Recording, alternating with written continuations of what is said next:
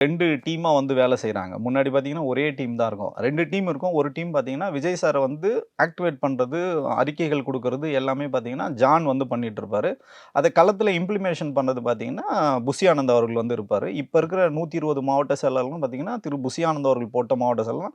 அதில இன்னும் 5 மாவட்டங்களுக்கு வந்து மாவட்ட செயலாளர் வந்து போடல. ஸோ மீதி எல்லாம் 115 மாவட்ட செயலாளர்கள் வந்து புஷி ஆனந்த் அவர்கள் போட்ட மாவட்ட செயலர். இப்ப என்ன ஆச்சுன்னு பார்த்தீங்கன்னா, 2 குழுவா வந்து பிரிஞ்சு வேலை பார்க்குறாங்க. ஒரு பார்த்தீங்கன்னா, ஆதவ் அர்ஜுனா ஒரு டீமும், புஷி ஆனந்த் அவர்கள் ஒரு டீமும்.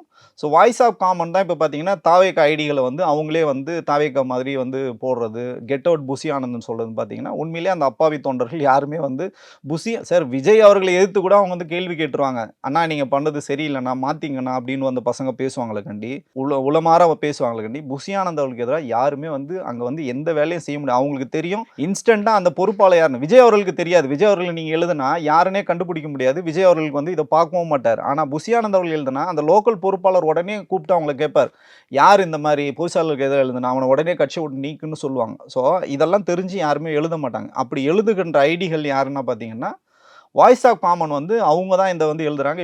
இப்ப பார்த்தீங்கன்னா, இவரு போடுற ட்வீட்லேருந்து எல்லாமே பார்த்தீங்கன்னா, இவங்க தான் வந்து கையாளுறாங்க. ஸோ புஷி ஆனந்த் அவர்கள பேக்கப் பண்ணி தமிழ்நாட்ட விட்டு நீங்க பாண்டிச்சேரிக்கு அனுப்பிச்சுட்டு, இத முழுக்க முழுக்க ஆ என்ன சொல்றதுன்னா, குறுக்கு வழியில கையாளணும்னு சொல்லிட்டு ஆதவ் அர்ஜுனா வந்து இதில வந்து செயல்ல